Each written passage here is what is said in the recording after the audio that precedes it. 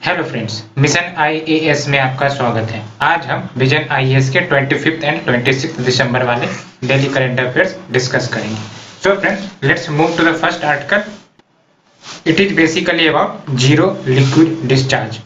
Basically centre balance establish करना चाहती है between the industry and the environmental needs. आपको पता है कि इंडस्ट्री काफी ज्यादा एक प्रकार से पॉल्यूट करता है इन्वायरमेंट को, क्योंकि जो वेस्ट वाटर रिलीज होते हैं इंडस्ट्री से उनको ट्रीट नहीं किया जाता है। ऐसे में इन्वायरमेंट को, मेराइन बायोडाइवर्सिटी को नुकसान पहुंचती है। तो इसीलिए एक प्रकार से पॉलिसी लाने का प्रयास किया जा रहा है सेंट्रल गवर्नमेंट के द्वारा, सो दैट बैलेंस स्टैब्लिश कर सके between the industry and the environment. Hence centre is examining various options on countries JLD policy. JLD यानी कि जीरो लिक्विड डिस्चार्ज। तो बेसिकली सेंट्रल गवर्नमेंट जेएलडी के ऊपर पॉलिसी लाना चाह रही है, इसीलिए वो वेरियस ऑप्शंस एग्जामिन कर रही है, सो दैट जो इन्वेस्टमेंट किए जाएंगे इमर्जिंग सेक्टर्स में। इमर्जिंग सेक्टर्स आप समझ सकते हो सेमीकंडक्टर हो गए, तो ऐसे सेक्टर्स में अगर इन्वेस्टमेंट किए जा रहे हैं, इनका एक प्रकार से डेवलपमेंट हो रहा है, तो एक समस्या उत्पन्न खड़ी होती है कि ये सेक्टर कहीं इन्वायरमेंट को नुकसान पहुंचा दे। तो इसीलिए ये पॉलिसी लाने का प्रयास किया जा रहा है, सो दैट जो इमर्जिंग सेक्टर्स है like semiconductor is not hampered while environment continues to be protected. तो एक तरफ एनवायरनमेंट का भी प्रोटेक्शन किया जाएगा और दूसरी तरफ इंडस्ट्रियल सेक्टर्स में जो इन्वेस्टमेंट आ रहे हैं उसको भी बूस्ट प्रदान करने का प्रयास किया जाएगा। 2015 में सेंट्रल पॉल्यूशन कंट्रोल बोर्ड ने ऑलरेडी जेएलडी के ऊपर पॉलिसी या फिर रूल्स लाया था specifically for those industry which is highly polluting. क्या रूल्स थे इस जेएलडी के तहत? इसके तहत बेसिकली जो आइडेंटिफाइड इंडस्ट्रीज है उनको प्रोहिबिट कर दिया गया था कि आप ट्रीटेड और अनट्रीटेड बोथ वाटर्स, जो वास्ट वाटर होते हैं, वास्ट वाटर यानी कि जो इंडस्ट्रीज बाय प्रोडक्ट के रूप में रिलीज करती है, जो काफी ज्यादा पॉल्यूटेड वाटर होता है, उसे हम वास्ट वाटर कहते हैं। सो उनको डिस्चार्ज करने से प्रोहिबिशन लगा दिया था और मैंडेट भी किया था कि आप सबसे पहले उसे कंप्लीटली ट्रीट करें, रीयूज करें, रिसाइकल करें the treated waste water before its emission. अगर हम जेएलडी यानी कि जीरो लिक्विड डिस्चार्ज की बात करें तो बेसिकली एक वाटर ट्रीटमेंट की प्रक्रिया ही होती है, जिसमें मकसद क्या होता है कि जो भी पॉसिबल वेस्ट वाटर एग्जिट हुए हैं इंडस्ट्री से उनको फिर से रिसर्कुलेशन किया जाए और उसको फिर से रीयूज किया जाए इंडस्ट्री में, so that zero liquid waste industry से आउटपुट हो, यानी कि एक प्रकार से रीयूजेबल मेथड्स होते हैं जीरो लिक्विड डिस्चार्ज के तहत। इसके तहत जीरो या फिर नियरली जीरो इम्पैक्ट होगा इन्वायरमेंट पे। डेफिनेटली जब ये इंडस्ट्री से आउटपुट होंगे ही नहीं, वो कंज्यूम हो जाएंगे रीयूज के माध्यम से, तो ये इन्वायरमेंट पे जीरो इम्पैक्ट पहुंचाएगा। JLD accomplishment may need physical and chemical treatment followed by biological system to remove organic load। तो इसके तहत फिजिकल या केमिकल ट्रीटमेंट दोनों किए जा सकते हैं वेस्ट वाटर को प्यूरिफाई करने के लिए, along with बायोलॉजिकल सिस्टम अगर कोई ऑर्गेनिक लोड है तो उसे रिमूव करने के लिए। The treated effluents can be then subjected for concentration। तो जो भी effluents यानी कि जो वेस्ट वाटर उसको ट्रीट कर दिया गया उसको फिर से कंसंट्रेशन सब्जेक्टेड होगा। सब्जेक्टेड का मतलब, ये सब्जेक्टेड फॉर कंसंट्रेशन का सीधा सीधी मतलब है कि जो ऑलरेडी ट्रीटेड इफ्लुएंट्स है उनको फिर से मोर प्यूरिफाई किया जाएगा by the process of reverse osmosis या फिर nano filtration method and evaporation. क्या बेनिफिट होंगे इस जीरो लिक्विड डिस्चार्ज का? तो बेसिकली बहुत सारे बेनिफिट देखने को मिल सकते हैं। फॉर एग्जांपल जो वेस्ट वाटर इंडस्ट्री से डिस्चार्ज होते हैं वो कम निकलेंगे, साथ ही साथ जो वाटर एक प्रकार से बर्बाद हो जाता है पॉल्यूटेड वाटर के रूप में या फिर रिवर्स में चले जाते हैं, तो ऐसे में वाटर रिकवरी हो सकेगी, create valuable product for sale and removing environmental issue. सबसे बढ़िया बेनिफिट तो यही होगा कि जो इन्वायरमेंटल इश्यूज आते हैं इंडस्ट्रीज के कारण, जैसे वो पॉल्यूटिंग होते हैं, तो वो इन्वायरमेंटल इश्यूज भी नजर नहीं आएंगे। साथ ही साथ जो लोकल वाटर सोर्स है, चाहे वो रिवर हो, लेक्स हो या फिर ग्राउंड वाटर हो, अगर ये फिर से ये जो वास्ट वाटर है प्यूरिफाई होते हैं या फिर ट्रीटेड होते हैं, तो डेफिनेटली इंडस्ट्रीज में ट्रीटेड वेस्ट वाटर ही इस्तेमाल किए जाएंगे। ऐसे में जो लोकल वाटर सोर्सेस है उसका एक प्रकार से जो एक्सेस ओवर एक्सप्लॉयटेशन है उसके ऊपर डिपेंडेंस जो है वो कम हो सकेगा। तो ये प्रोसेस है फ्रेंड्स, आपको याद रखने की जरूरत नहीं है। Basically from the one side the raw effluent यानी कि जो वेस्ट वाटर है वो इंटर करते हैं, उसके बाद रिवर्स ऑस्मोसिस की प्रक्रिया से फिल्टर की जाती है और जो साल्ट निकलते हैं वो इंडस्ट्रीज को सप्लाई होती है और जो इवोपरेशन के माध्यम से जो फ्रेश वाटर है वो ट्रीटेड वाटर में भेज दिया जाता है और फिर से रिकवर्ड वाटर इंडस्ट्रीज में रीयूज होते हैं। फिर से ये साइकिल चलते रहता है, एक प्रकार से रीयूजेबल टेक्निक यहाँ पे आप देख सकते हो। Let's move to the next article friends. Basically ministry of electronics and IT, जिसको मैटी भी कहते हैं, उन्होंने आर्टिफिशियल इंटेलिजेंस मिशन स्टैब्लिश करने का प्लान सोचा है। क्या है ये artificial intelligence mission? Artificial intelligence का क्या मतलब होता है फ्रेंड्स? सबसे पहले ये जान लेते हैं। आर्टिफिशियल इंटेलिजेंस की बात करें तो एक प्रकार से मशीन की वो एबिलिटी या फिर क्षमता जिससे वो कॉग्निटिव टास्क परफॉर्म कर सके। कॉग्निटिव टास्क का मतलब थिंकिंग।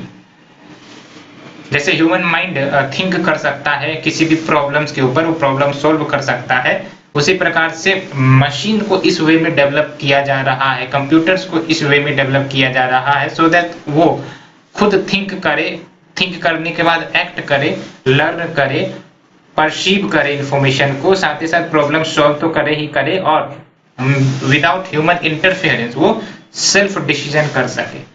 तो काफी ज्यादा इमर्जिंग सेक्टर है ये आर्टिफिशियल इंटेलिजेंस, ये हर एक सेक्टर में इस्तेमाल किए जा सकते हैं। अब बात करते हैं हम आर्टिफिशियल इंटेलिजेंस मिशन की। तो ये आर्टिफिशियल इंटेलिजेंस मिशन और कुछ नहीं बल्कि 5 ईयर प्रोग्राम है जिसको 2018 के बजट में ही अनाउंस किया गया था। NITI Aayog was mandated to establish national program on artificial intelligence so that ये प्रोग्राम गाइड कर सके in the field of research and development in new and emerging technologies। अब यह रिपोर्ट में आ रहा है कि जो MEITY है यानी कि मैथ, ये आर्टिफिशियल इंटेलिजेंस मिशन को भी लॉन्च करने वाले हैं, जिसके माध्यम से जो लॉन्ग स्टैंडिंग इश्यू है जिसके तहत जो एडमिनिस्ट्रेशन है वो इस प्रेस्टिजियस प्रोजेक्ट्स को इंप्लीमेंट करने का प्रयास करेगा। यानी कि जो ऑलरेडी हाई ऑफिशियल्स होते हैं गवर्नमेंट में, एडमिनिस्ट्रेशन में, वो इस मिशन को एक प्रकार से इंप्लीमेंट करने का प्रयास करेगा। और नीति आयोग का क्या काम होगा यहाँ पर? तो बेसिकली नीति आयोग ये मदद करेंगे प्लानिंग और सपोर्ट के साथ, यानी कि क्या प्लान होने चाहिए आने वाले 5 सालों में सो दैट ये जो आर्टिफिशियल इंटेलिजेंस का एनवायरनमेंट है वो एक प्रकार से स्ट्रेंथन हो सके भारत में, तो वो नीति आयोग की तरफ से मदद दी जाएगी एलोंग विद सपोर्ट। तो सपोर्ट तो नीति आयोग का रहता ही है। क्या फोकस रहेगा इस मिशन का? बेसिकली ये जो मिशन होगा ये आर्टिफिशियल इंटेलिजेंस कैपेबिलिटीज को बूस्ट करेगा भारत में, साथ ही साथ जो कटिंग एज टेक्नोलॉजी है उसे भी डेवलप करने का प्रयास किया जाएगा इन the field of artificial intelligence so that Bharat एक लीडिंग नेशन बने आर्टिफिशियल इंटेलिजेंस के फील्ड में। आपको पता है कि जब फर्स्ट इंडस्ट्रियल रिवॉल्यूशन हुआ तो भारत काफी ज्यादा एक्टिव पार्टिसिपेट नहीं कर पाया, लेकिन अब भारत जोर शोर से आर्टिफिशियल इंटेलिजेंस हो या फिर इंडस्ट्रियल रिवॉल्यूशन 4.0 हो, इन सब क्षेत्र में काफी ज्यादा आगे बढ़ता जा रहा है, अपना परचम लहराता जा रहा है। तो ऐसे में बहुत ही अच्छी खबर है ये। While premier institutes like IITs will be involved in the research, तो IITs को भी एक प्रकार से इन्वॉल्व किया जाएगा इस आर्टिफिशियल इंटेलिजेंस के रिसर्च में, along with इंडस्ट्री को भी एक प्रकार से लिंक अप किया जाएगा सो दैट जो भी टेक्नोलॉजी डेवलप की जाएगी आर्टिफिशियल इंटेलिजेंस के आधार पर उसको एक प्रकार से इम्प्लीमेंट कौन करेगा? इंडस्ट्री ही तो करेगा। तो इसके लिए इंडस्ट्रीज को भी इंटीग्रेट करना जरूरी है सो दैट इम्प्लीमेंटिंग जो टेक्नोलॉजी है उसे ये इंडस्ट्रीज कर सके। साथ ही साथ गवर्नमेंट भी several centres of excellence run कर रही है like in the field of artificial intelligence, fintech, agritech, जो इन मिशन के तहत यानी कि आर्टिफिशियल इंटेलिजेंस मिशन के तहत सब्ज्यूम कर दिया जाएगा। आर्टिफिशियल इंटेलिजेंस की बात मैंने कर ली है। जैसे जैसे अब आर्टिफिशियल बात अब हमें बताइए, आर्टिफिशियल इंटेलिजेंस के लिए जो सबसे महत्वपूर्ण चीज होती है वो क्या होती है? हम कह सकते हैं ना एक प्रकार से आर्टिफिशियल इंटेलिजेंस का बेस क्या होगा? तो उसका बेस बेसिकली डाटा होता है। जितना डाटा जनरेट होगा और जितना डाटा फीड किए जाएंगे कंप्यूटर या रोबोट या मशीन्स में, उतना ज़्यादा वो एक्यूरेट और उतना परफेक्ट डिसीजन मशीन से ले सकेंगे। इसीलिए जो डाटा कलेक्शन में जो इनक्रेडिबल एडवांसेस हो रहे हैं, प्रोसेसिंग में जो एडवांसेस हो रहे हैं, या फिर कंप्यूटेशन पावर, आपने सुपर कंप्यूटर्स के बारे में सुना ही होगा कि कैसे मोर एंड मोर इम्प्रूवमेंट किया जा रहा है। तो जैसे जैसे एडवांसेस इन सेक्टर्स में होंगे, आर्टिफिशियल इंटेलिजेंस बेस्ड टेक्नोलॉजी इनको अप्लाई किया जा सकेगा गवर्नेंस में, process in various department. For example बहुत सारे जो गवर्नमेंट डिपार्टमेंट होते हैं वो किसी भी प्रोजेक्ट को अप्रूवल देने के लिए वो कंप्लाई करने में समय लेते हैं। तो आर्टिफिशियल इंटेलिजेंस को लाने के बाद एडमिनिस्ट्रेशन में जो टाइम है प्रोजेक्ट क्लियरेंस के लिए, कंप्लायंस के लिए, वो काफी ज्यादा घट जाएगी। साथ ही साथ करप्शन से जुड़ा जो इश्यू आता है कि जो गवर्नमेंट ऑफिशियल्स होते हैं वो करप्शन लेते हैं, तो ये सब भी स्थिति धीरे धीरे कम हो सकती है अगर सब कुछ ऑटोमेट कर दिया जाए डिपार्टमेंट में। तो इसके लिए जरूरी है कि जो हमारा आर्टिफिशियल इंटेलिजेंस है वो काफी ज्यादा मजबूत हो, काफी ज्यादा करेक्ट डिसीजन प्रदान करे। इसीलिए डाटा कलेक्शन को भी बूस्ट करने का, एडवांस करने का प्रयास किया जा रहा है। Let's move to the next article friend. It is about हाल ही में लद्दाख का जो शोकर वेटलैंड घोषित हुआ है। अब ये रामसार साइट भी है, यानी कि शोकर जो कि लद्दाख में है ऑलरेडी वेटलैंड था और अब उसे रामसार साइट घोषित कर दिया गया है। बात करेंगे हम इस शोकर वेटलैंड की। तो बेसिकली ये जो शोकर वेटलैंड है वो अब भारत का 42nd रामसार साइट होने वाला है और लद्दाख में ये दूसरा रामसार साइट होगा। आप हमें बताइए कि पहला कौन सा है? तो आपने सही सोचा friend, Tso Moriri wetland is another Ramsar site in Ladakh. अब हम बात करते हैं शोकर की। तो Tsokar basin basically high altitude wetland complex consisting of two principal water bodies, one is a start Sepuk show and the another is Shokar itself। यानी कि ये जो वेटलैंड है ये दो प्रिंसिपल वाटर बॉडी से जुड़कर बना हुआ है। अगर हम एक तरफ बात करें तो एक तरफ स्टार्ट पुक शो है और दूसरी तरफ शोकर है। इन दोनों के मिक्सिंग को एक प्रकार से ये शोकर वेटलैंड का नाम दिया गया है। अगर हम बात करें स्टार्ट सपुक शो के बारे में तो वो फ्रेश वाटर लेक है to the south and Tsokar lake की बात करें तो हाइपर सेलाइन लेक है to the north of the Ladakh. तो हाइपर सेलाइन का मतलब the salinity is very much high in the Tsokar just like Tsomoriri. Tsokar is also hyper saline lake. Tsokar basin A1 category important bird area के अंतर्गत आता है as per the world life international and is a key staging site in central Asian flyway. यानी कि central Asian flyway का एक important site है। अगर हम बात करें सेंट्रल एशियन फ्लाईवे की तो ये और कुछ नहीं बल्कि जो बर्ड्स होते हैं, जो माइग्रेटिंग बर्ड्स होते हैं, एक लोकेशन से डिफरेंट लोकेशन आते हैं, तो उनके लिए बेसिकली एक इमेजिनरी सेंट्रल एशियन फ्लाईवे जो ये माइग्रेटरी बर्ड्स कवर करती है अपने जर्नी में, उसे डिमार्केट किया गया central Asian flyway. For example Arctic से जो माइग्रेटरी बर्ड्स है वो इंडिया में आती है, इंडियन ओशियन में आती है, तो वो पूरा जो एरिया ये माइग्रेटिंग वो कवर करती है उनको हमने सेंट्रल एशियन फ्लाईवे का नाम दिया। आप देख सकते हो area of Eurasia between Arctic and Indian oceans and associated island chain. जो भी एसोसिएटेड आइलैंड्स होंगे, चाहे अंडमान निकोबार हो या फिर श्रीलंका हो, ये सब सेंट्रल एशियन फ्लाईवे वाले रीजन में आ जाते हैं। और अगर हम इस साइट की बात करें तो this is a breeding area for species like कौन कौन से स्पीसीज आपको मिल जाते हैं, ब्रीडिंग साइट है बेसिकली। ब्लैक नेक्ड क्रेन आपने नाम सुना होगा, ग्रेट क्रिस्टेड ग्रीव आपने नाम सुना होगा, बर्ड हेडेड गीस, रूडी सेल डक। तो ये सब यहाँ पे ब्रीडिंग एरियाज है इनका और यहाँ पे ये ब्रीड करते हैं और रहते भी हैं। A1 कैटेगरी का जो बर्ड एरिया है वो बेसिकली इसलिए इसको A1 कैटेगरी में डालता है सो दैट ये ग्लोबली थ्रेटेंड स्पीसीज जो होते हैं उसी को इसमें A1 कैटेगरी जोन में डाला जाता है। अन्य कैटेगरीज भी है जैसे A2, तो A2 रेस्ट्रिक्टेड रेंज स्पीसीज के तहत आते हैं, A3 for biome restricted species के तहत आते हैं, A4 फॉर कॉन्ग्रीगेशंस।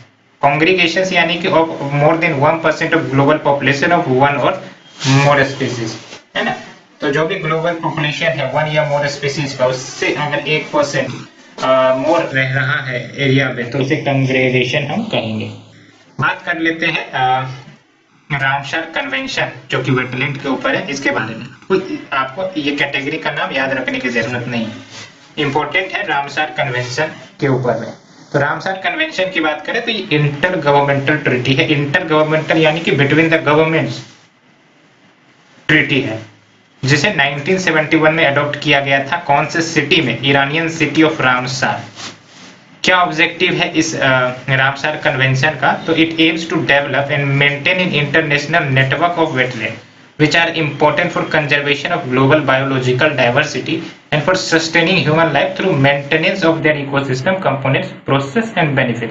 यानी कि जो भी देश में वेटलैंड्स है, एक प्रकार से इंटरनेशनल नेटवर्क बना दिया जाए इन वेटलैंड्स का, जो काफी महत्वपूर्ण होते हैं ग्लोबल बायोलॉजिकल डाइवर्सिटी को कंजर्व करने में, साथ ही साथ ह्यूमन लाइफ को सस्टेन करने में, सो दैट इनका मेंटेनेंस हो सके, इनके इकोसिस्टम कंपोनेंट्स इनका मेंटेन किया जाए, सो दैट ये बेनिफिट्स हमें देते रहे। आप हमें बताइए कि वेटलैंड्स के अप्रोक्स 7 बेनिफिट्स हमें बताइए कि क्या होते हैं। एक बेनिफिट्स हम ये बता सकते हैं आपको कि ये मेराइन बायोडाइवर्सिटी को बूस्ट करता है। दूसरा इंपॉर्टेंट बात मैं बता सकता हूँ कि ये ग्राउंड वाटर फिल्टर करने का काम करता है, साथ ही साथ ह्यूमन सस्टेनेंस के लिए भी काफी महत्वपूर्ण होता है। आप हमें अन्य बेनिफिट्स के बारे में बताइए।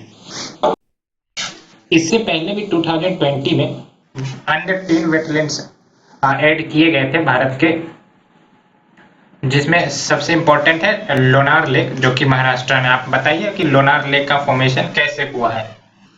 और ये लोनार लेक महाराष्ट्र का पहला वेटलैंड भी है। सुर सरोवर, जिसको कीथम लेक भी कहते हैं, जो कि आगरा में, कवरताल वेटलैंड जो कि बिहार में है, और आसन कंजर्वेशन रिजर्व जो कि उत्तराखंड में। So friends, let's move to the next article. It is about Gujarat to host India's first lithium refinery. Basically एक रिफाइनरी गुजरात में स्टैब्लिश करने का प्लान है, जिसके तहत जो लिथियम ओर होंगे उनको प्रोसेसिंग की जाएगा, so that battery grade material processing के बाद एक्सट्रैक्ट आउट किया जा सके। लेकिन आपको पता होना चाहिए ये रिफाइनरी है, यानी कि यहाँ पर माइनिंग नहीं होगा लिथियम का। लिथियम ओर को ऑस्ट्रेलिया से इंपोर्ट किया जाएगा, क्योंकि लिथियम भारत में रेयर एलिमेंट है और भारत में ज्यादा मात्रा में मिलते नहीं है। यूजुअली नॉट फाउंड, याद रखिएगा, not found, it is not true, usually not found यानी कि हायर कंसंट्रेशन में नहीं मिलते। भारत इलेक्ट्रिक व्हीकल की दिशा में काफी ज्यादा आगे बढ़ता जा रहा है और अब one of the largest electric markets भी बन गया है पूरे विश्व में। इसलिए ये जो रिफाइनरी है बहुत ही महत्वपूर्ण रोल निभाएगा, सो दैट ये इंपोर्ट बिल जो है भारत का वो रिड्यूस करे, specifically on the imported lithium ion battery. अगर हम बात करें इंपोर्ट की, तो इंपोर्ट जो है लिथियम आयन बैटरी का वो क्वाड्रुपल यानी 4 टाइम्स हो गया टू 712 मिलियन बैटरीज 2018 में, फ्रॉम 175 मिलियन इन 2016। तो 2016 में 175 मिलियन बैटरीज थे, अब ये 4 टाइम्स होके 712 मिलियन बैटरीज हो गए। चाइना, हांगकांग और वियतनाम ये लीडिंग सोर्सेस है जहां से भारत लिथियम आयन बैटरी को इंपोर्ट करता है। ये डाटा याद रखना है फ्रेंड्स। अगर हम लिथियम आयन बैटरी की बात करें तो one of the most promising electrochemical energy storage device है एक प्रकार से, और इसकी जो वोल्टेज कैपेसिटी है वो काफी ज्यादा हाई होती है। आपके मोबाइल हो गए, लैपटॉप हो गए, सभी में लिथियम आयन बैटरी ही तो होते हैं। साथ ही साथ ये जो इलेक्ट्रिक व्हीकल्स में यूज किए जाते हैं वो भी लिथियम आयन बैटरी होते हैं। हाई एनर्जी डेंसिटी होता है, लॉन्ग लाइफ साइकिल होते हैं और हाई स्टोरेज कैपेसिटी, यानी कि काफी देर तक और काफी हाई मात्रा में एनर्जी को स्टोर किया जा सकता है। किधर यूज होते हैं ये? तो जनरल यूज है, बेसिकली इलेक्ट्रॉनिक गैजेट्स में इस्तेमाल होते हैं, टेलीकम्युनिकेशंस में इस्तेमाल होते हैं, इंडस्ट्रियल एप्लीकेशंस में इस्तेमाल होते हैं, जो इन एरोस्पेस।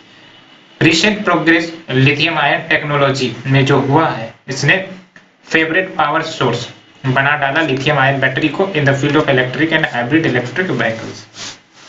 सो ये याद रखने की जरूरत है कि जो फर्स्ट लिथियम रिफाइनरी भारत का कहाँ पे इस्टेब्लिश होने वाला है, तो वो है गुजरात। और ये याद रखना भी जरूरी है कि भारत में जो लिथियम आयरन का कंसंट्रेशन है, लिथियम आयन का जो कंसंट्रेशन है काफी ज्यादा लो है। भारत इस फील्ड में इंपोर्टिंग नेशन के कैटेगरी में आता है। Let's move to the next article friend. It is about United Kingdom, UK and European Union दोनों ने एग्री किए हैं ब्रेक्जिट ट्रेड डील के बारे में। बेसिकली आपको पता होगा कि यूके एग्जिट का ऑफिशियली हो चुका है यूरोपियन यूनियन से। अब इन दोनों के बीच एक ट्रेड डील भी हुआ है, सो दैट जो इकोनॉमिक लॉसेस ब्रिटेन को हो सकती थी उसे अवॉइड किया जा सके। अगर हम बैकग्राउंड की बात करें तो आपको पता होगा 2016 में यूके ने रेफरेंडम के माध्यम से वोटिंग हुई थी, जिसमें यह क्लियरिटी आ गई कि UK will not being a member of the European union. उसके बाद से ही यूरोपियन यूनियन को छोड़े जाने का जो मैकेनिज्म है वो शुरू हो गया था। इसीलिए इस प्रोसेस को जिसके तहत Britain will leave the European union इसे ब्रेक्जिट कहा गया। ब्रेक्जिट यानी कि ब्रिटिश एग्जिट। अगर हम बात करें यूरोपियन यूनियन की तो इसमें 27 कंट्रीज आते हैं और इसके तहत अगर लेट्स से कि कोई country let's say Germany it is A member of the European union तो क्या बेनिफिट मिलते हैं, तो इसके तहत जो ट्रेड है साथ ही साथ जो सिटीजन्स होते हैं वो फ्री में आवागमन कर सकते हैं, यानी कि आ सकते जा सकते, डिडंट रिक्वायर पासपोर्ट वीजा ये सब कुछ भी नहीं। और जो भी ट्रेड किए जाएंगे चाहे वो सेलिंग हो या फिर बाइंग हो वो फ्रीली किए जाते हैं बिटवीन द नेशंस और कोई भी कहीं भी जाकर वर्क कर सकता है, लिव कर सकता है। ये यूरोपियन यूनियन का एक प्रकार से प्रिंसिपल है। तो जब इन्होंने फॉर्मली एग्जिट कर लिया 21 जनवरी दिस ईयर तो यूके ने एक प्रकार से 11 मंथ ट्रांजिशन पीरियड के फेज में एंटर कर गया। बेसिकली सर्टेन फ्रेमवर्क होता है, जब कोई भी देश यूरोपियन यूनियन से एग्जिट करेगा तो उसे 11 मंथ का ट्रांजिशन पीरियड मिलता है, जिसके तहत डेफिनेटली वो यूरोपियन यूनियन के रूल्स को ही फॉलो करते हैं। अब यह ट्रांजिशन पीरियड एक्सपायर होने वाला है at the mid of December 31, 2020। तो इसके बाद क्या होगा, जब ये ट्रांजिशन फेज खत्म हो जाएगा तो यूके और यूरोपियन यूनियन ये फ्री जो ट्रेड है या फिर फ्री फ्लो ऑफ लेबर्स है या फिर सिटीजन है वो नहीं हो पाएंगे। तो इसी प्रॉब्लम को डील करने के लिए, इसी इश्यू को डील करने के लिए ये एग्रीमेंट, ये ट्रेड डील हुआ है बेसिकली इन दोनों देशों के बीच में, सो दैट जो भी फ्यूचर रिलेशंस होंगे उसे हम इस ट्रेड डील में हैंडल कर लें। क्या फीचर्स इस ट्रेड डील का, हम इसकी बात करते हैं। तो दोनों साइड ने basically trade free of tariff पर राजी हुए हैं, यानी कि दोनों यूरोपियन यूनियन और जो ब्रिटेन है दोनों के बीच बेसिकली फ्री ट्रेड ही होगा, यानी कि ऐसा नहीं होगा कि कोई भी अगर यूरोपियन देश के यानी कि यूरोपियन यूनियन देश के कोई भी प्रोडक्ट्स ब्रिटेन में आते हैं तो एक्स्ट्रा टैरिफ लगेगी या फिर लो टैरिफ लगेगा, ऐसा कोई भी बात नहीं होगा। जैसे ये फ्री टैरिफ का नियम चल रहा था वैसा ही चलेगा। लेकिन जो चेंजेस आया है यहाँ पे आप ध्यान से समझे कि जो वर्कर्स फ्री फ्लो होते थे बिटवीन वन अनदर अब ये नहीं होगा। साथ ही साथ ट्रेड इन सर्विसेज वो भी रिड्यूस होने की संभावना है। ये जो डील हुआ है ब्रिटेन को एक प्रकार से सिग्निफिकेंट फ्रीडम प्रदान कर रहा है कि अब वो यूरोपियन रेगुलेशंस को फॉलो नहीं करेगा, क्योंकि ट्रांजिशन पीरियड ओवर होने को है तो उसके बाद वो यूरोपियन रेगुलेशन को नहीं फॉलो कर सकता है, ये उसकी सॉवरेन राइट होगी। साथ ही साथ अब ये फ्री ट्रेड डील्स भी साइन कर सकते हैं किसी भी देश के साथ, चाहे वो इंडिया हो चाहे वो यूएस हो, अपने अनुसार अपने अकॉर्डिंग। भारत के लिए क्या इम्पैक्ट होगा, तो भारत के लिए अगर हम इम्पैक्ट की बात करें तो डेफिनेटली एक अपॉर्चुनिटी होगी इंडिया के पास कि अब वो बायलैटरल ट्रेड डील्स कर सकते हैं सेपरेटली, चाहे फिर वो यूके के साथ हो या फिर यूरोपियन यूनियन के साथ है। साथ ही साथ सर्विसेज सेक्टर जो कि भारत काफी ज्यादा अहेड है, तो सर्विसेज सेक्टर में भी भारत को मदद मिलेगी। एज वेल एज जो स्टूडेंट्स और स्किल्ड वर्कर्स है दोनों को बेनिफिट मिल सकता है इस इमिग्रेशन रूल के माध्यम से। जो हो सकता है कि नए इमिग्रेशन रूल्स में भारतीय जो वर्कर्स है या फिर स्टूडेंट्स है उनको बेनिफिट मिल सकते हैं। Let's talk to zero coupon, let's move to the short news. The first is about zero coupon bonds. अब बात करें कि जीरो कूपन बॉन्ड्स क्या होते हैं, यूपीएससी ऐसे क्वेश्चन पूछती है। इससे पहले हम कंटेक्स्ट जान लें। सेंटर ने रिसेंटली 5,500 करोड़ के जो जीरो कूपन बॉन्ड्स है उन्हें रिलीज किया है।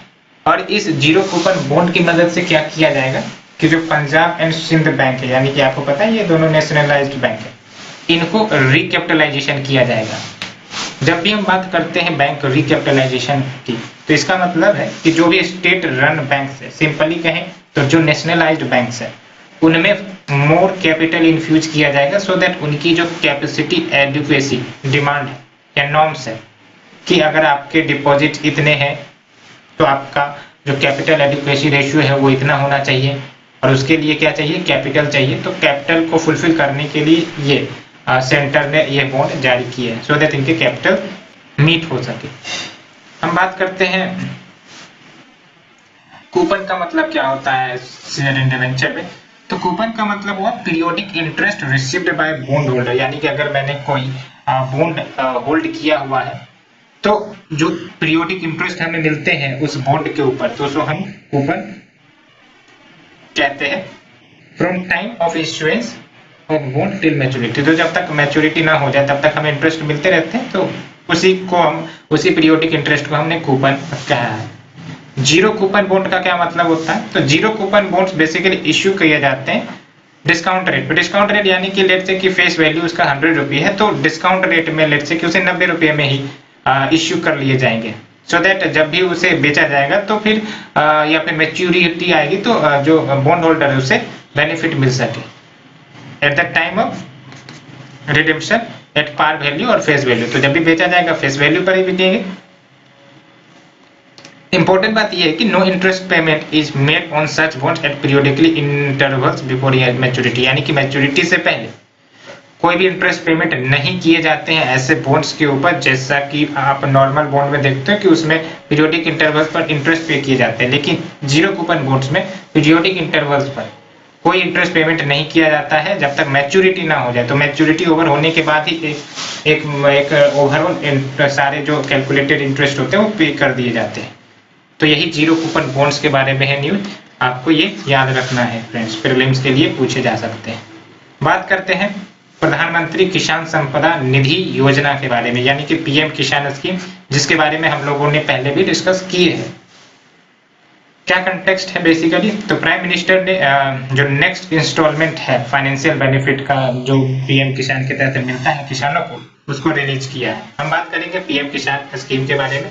तो इसके तहत जो भी फार्मर है उसकी अपनी सर्टेन एलिजिबिलिटी क्राइटेरिया होती है, तो जो एलिजिबिलिटी क्राइटेरिया को क्वालिफाई करते हैं तो वैसे फार्मर उनको 6,000 रुपये पर ईयर मिलता है 3 इक्वल इंस्टॉलमेंट्स में directly into the bank account. The most important fact is कि it is a centrally sector scheme. Centrally sector scheme का मतलब है कि इसमें स्टेट का कोई रेस्पॉन्सिबिलिटी नहीं होता है। It is 100% funded from the centre. It is implemented by the ministry of agriculture and farmers welfare. तो ये याद रखना है, ये पीएम किसान स्कीम के बारे में आपको याद रखना है friends. Let's move to the Swachhata Abhiyan app. ये app basically ministry of social justice and empowerment ने लॉन्च किया है। ये फैक्ट आपको याद रखना है फ्रेंड्स, क्योंकि ये जो स्वच्छता अभियान ऐप है, आप देख सकते हो कि ministry is something looking different. तो ये ministry of social justice and empowerment ने लॉन्च किया है, और इसकी मदद से, इस ऐप की मदद से आइडेंटिफाई किए जाएंगे और जियो टैगिंग भी हो सकेगी इनसैनिटरी लैट्रिन। इनसैनिटरी यानी कि जो सेफ लैट्रिन नहीं है, जो काफी ज्यादा गंदगी भरे लैट्रिन है, उनकी आइडेंटिफिकेशन किया जाएगा, और साथ ही साथ जो मैनुअल स्कैवेंजिंग जहां होता है उसको भी आइडेंटिफाई किया जाएगा। सो दैट एक बार आइडेंटिफिकेशन हो गया तो ये जो इनसैनिटरी लैट्रिन है इनको रिप्लेस किया जाएगा सैनिटरी लैट्रिन से, and to rehabilitate all manual scavengers। अगर हम सेंसस 2011 की बात करें तो 26 लाख इनसैनिटरी लैट्रिन पूरे देश में है, और इसका जो एग्जिस्टेंस है वो मेन रीजन है for manual scavenging. Prohibition of employment as manual scavengers and rehabilitation act 2030। ये एक्ट क्या कहता है, इस एक्ट में साफ साफ लिखा गया है कि जो भी इनसैनिटरी लैट्रिन पूरे देश भर में है उनका सर्वे किया जाए सर्वे करने के बाद जो भी आइडेंटिफिकेशन हुआ है उसको डिमोलिश किया जाए, यानी खत्म किया जाए, और उसकी जगह पर सैनिटरी लैट्रिन्स को कंस्ट्रक्ट किया जाए। Let's move to the next article friends, it is about DigiBoxx. तो ये डिजी बॉक्स क्या है? आपने Google Drive, OneDrive, Dropbox, इन सब का नाम तो सुना ही होगा। उसी से मिलता जुलता डिजी बॉक्स है, लेकिन क्या अंतर है इन दोनों में, इन सबों में? तो बेसिकली डिजी बॉक्स ये इंडिया ने डेवलप किया, इंडिया का first digital asset management platform है। डिजिटल एसेट मैनेजमेंट यानी कि आपकी जो भी एसेट है जो डिजिटली है, चाहे वो डॉक्यूमेंट्स हो सकते हैं या कोई फाइल्स हो सकती है, कोई ऑडियो वीडियो कुछ भी हो सकता है, उसका एक प्रकार से स्टोर किया जा सके, जरूरत पड़ने पर उसे यूज किया जा सके, उसे हम डिजिटल एसेट मैनेजमेंट कहेंगे। तो ये प्लेटफॉर्म बेसिकली नीति आयोग ने लॉन्च किया है। इसके मदद से इजी एंड सिक्योर वे तरीके से जो भी फाइल्स है उसको एक सेंट्रलाइज्ड लोकेशन में स्टोर किए जा सकते हैं, जैसे आप गूगल ड्राइव में करते हो। It is A digital file storage sharing and management, SaaS, जिसको हम कहते हैं सॉफ्टवेयर एज सर्विस प्रोडक्ट, जिसके तहत स्टोरेज ऑप्शंस भी मिलते हैं बिजनेसेस के लिए भी और इंडिविजुअल यूजर्स के लिए भी। It can act as a potential alternative to Google Drive, Dropbox, Microsoft OneDrive. Free account अगर आप साइन करते हो डिजी बॉक्स के ऊपर तो आपको 20 GB का स्टोरेज स्पेस मिल जाता है। उतना इंपॉर्टेंट न्यूज नहीं है फ्रेंड्स। बात करते हैं electronic human resource management system के बारे में, यानी कि EHRMS। क्या है ये EHRMS? तो बेसिकली इसे department of personal and training ने इंट्रोड्यूस किया है, सो दैट जो डिजिटल वर्किंग इन्वायरमेंट यानी कि वैसे इन्वायरमेंट को फैसिलिटेट किया जा सके जो डिजिटल वर्किंग को प्रमोट करे, साथ ही साथ स्ट्रीमलाइन किया जाए ह्यूमन रिसोर्स सर्विसेज को फॉर द गवर्नमेंट एम्प्लॉयज। इसकी मदद से क्या होगा? EHRMS की मदद से जो गवर्नमेंट एम्प्लॉयज हैं वो जो भी सर्विसेज पे हैं, जो भी सर्विसेज वो परफॉर्म करते हैं, तो उनकी सारी इंफॉर्मेशन अगर उन्हें जरूरत पड़े तो वो हासिल कर सकते हैं। लेट्स से कि कौन से फील्ड में वो काम कर रहे हैं, कितने दिन प्रेजेंट है, एब्सेंट है, ये पूरा डाटा एक प्रकार से इस सिस्टम के तहत शो किया जाएगा, रिफ्लेक्ट किया जाएगा, सो दैट कभी भी जरूरत हो तो वो इस डाटा को भी इस्तेमाल कर सके। एडवांटेज बहुत सारे हैं। लेट्स से कि जो भी एम्प्लॉय है उनको डैशबोर्ड मिल जाएगा, अपडेटेड सर्विस रिकॉर्ड्स मिल जाएंगे, e governance in office procedures, reduce file movement, faster service delivery, assist in decision making, तो डिसीजन मेकिंग में भी मदद मिल सकेगी। बात करते हैं नेक्स्ट न्यूज के बारे में। It is about Chandrayaan 2 mission initial data release.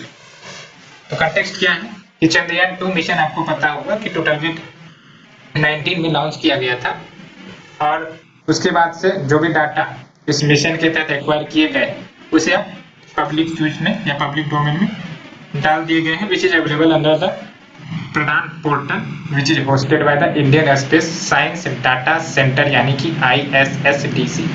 ये ISSDC क्या है? तो बेसिकली ये नोडल सेंटर है of planetary data archive for planetary missions of ISRO, यानी कि इसरो जो भी प्लेनेटरी मिशंस करते हैं उसके तहत जो भी डाटा जनरेट होते हैं या फिर इनकम होते हैं या फिर कमिंग ऑफ डाटा होते हैं, चाहे वो चंद्रयान मिशन हो या फिर मार्स ऑर्बिटर मिशन हो, जो भी मिशन के जो डाटा है उनके ये आर्काइव्स रखते हैं। यानी कि आप अगर इस प्लेटफॉर्म पे जाओगे तो आपको चंद्रयान से जुड़े जो भी डाटा कलेक्ट हुए होंगे वो आपको अवेलेबल हो जाएंगे। चंद्रयान 2 की बात करें तो इंडिया का सेकेंड मिशन था मून के लिए। इससे पहले 2008 में चंद्रयान फर्स्ट मिशन लॉन्च किया गया था, और ऑर्बिटर को लूनर ऑर्बिट में तो इंजेक्ट कर दिया गया था सितंबर 2019 में, जिसके तहत एक एक्सपेरिमेंटल मशीन्स या फिर पेलोड्स थे जो बहुत सारे ओपन क्वेश्चंस जो लूनर साइंस के ऊपर थे उसको एक प्रकार से एड्रेस कर सके, उसको सॉर्ट आउट कर सके, सॉल्व कर सके। One of the important question की आइस का प्रेजेंस या फिर वाटर का प्रेजेंस इससे जुड़ा हुआ था। चंद्रयान 2 मिशन इंडिया का फर्स्ट अटेम्प्ट भी था to land on lunar surface, क्योंकि इससे पहले जो भी मिशन किए गए थे इसरो के द्वारा वो ऑर्बिटर मिशन ही था, लेकिन फर्स्ट अटेम्प्ट था जब जो विक्रम लैंडर है वो लैंड करता, लेकिन आपको पता है कि ये कुछ इश्यू के कारण ये बीच में ही डिस्टर्ब हो गए थे। बात करते हैं कैप्शन सी के बारे में, जो कि हमारा नेक्स्ट न्यूज है। तो कैप्शन सी क्यों न्यूज में है? तो बेसिकली रिसेंट स्टडी से पता चला है कि 21st सेंचुरी का अंत होते होते, यानी कि by the end of 2100, Caspian Sea at least 20% of its size को लूज कर देगा। साथ ही साथ 9 से 18 मीटर और ज्यादा लोअर चला जाएगा, यानी कि काफी ज्यादा थ्रेट है कैप्शन सी के ऊपर। आप बात कर सकते हो। तो ये है कैप्शन सी, और कैप्शन सी से यूपीएससी हमेशा क्वेश्चन पूछती है। सबसे इंपॉर्टेंट क्वेश्चन तो यही बनता है कि बॉर्डरिंग कंट्रीज कौन से। तो कजाकिस्तान आप देख सकते हो, रशिया भी है आप देख सकते हो, अजरबैजान भी है आप देख सकते हो, ईरान भी है आप देख सकते हो, तुर्कमेनिस्तान भी है देख सकते हो, उज्बेकिस्तान नहीं है आप देख सकते हो। उज्बेकिस्तान लैंडलॉक कंट्री है, आपको याद रखना है। कैप्शन सी जैसा कि मैंने बताया 5 कंट्री से बॉर्डर करता है, और मेजर रिवर जो इस कैप्शन सी में फ्लो करती है वो वोल्गा है। ये भी याद रखिएगा, क्योंकि इस बार यूपीएससी ने इसी टाइप से क्वेश्चन पूछा था कि कौन से रिवर किस ओशियन में सबमर्ज करते हैं। तो Volga getting entered into the Caspian Sea. Caspian Sea waters की बात करें तो isolated, its surface is already around 28 metre below global ocean, यानी कि जो भी मीन सी लेवल है उससे और 28 मीटर बिलो ही है ये caption C. Let's move to the last article, it is about Androth island. तो basically Indian naval sailing vessel जिसका नाम है बुलबुल, ये सेलिंग यानी कि एक्सपीडिशन कह सकते हो, ये एक्सपीड करेगा from Kochi to Androth island. हम बात करेंगे एंड्रोट आइलैंड कहाँ पर है। तो एंड्रोट आइलैंड लार्जेस्ट आइलैंड है लक्षद्वीप का, याद रखना है फ्रेंड्स, लार्जेस्ट आइलैंड लक्षद्वीप का एंड्रोट है। आप हमें बताइए कि अंडमान एंड निकोबार का सबसे लार्जेस्ट आइलैंड कौन सा है। एंड्रोट सबसे नियरेस्ट आइलैंड भी है to the mainland India and has an east west orientation. East west orientation यानी कि एक तो ओरिएंटेशन नॉर्थ साउथ होता है, ये नॉर्थ है ये साउथ है, ईस्ट वेस्ट का मतलब ये ईस्ट है ये वेस्ट है। तो इस प्रकार से इस आइलैंड का ओरिएंटेशन है, unlike other islands lying in the north south direction. तो ये थी फ्रेंड्स आज की डिस्कशन। होप आप लोग को ये लेक्चर पसंद आ रही होगी, और अगर पसंद आ रही है तो प्लीज शेयर सब्सक्राइब और लाइक जरूर करें। Thank you friends, thank you very much.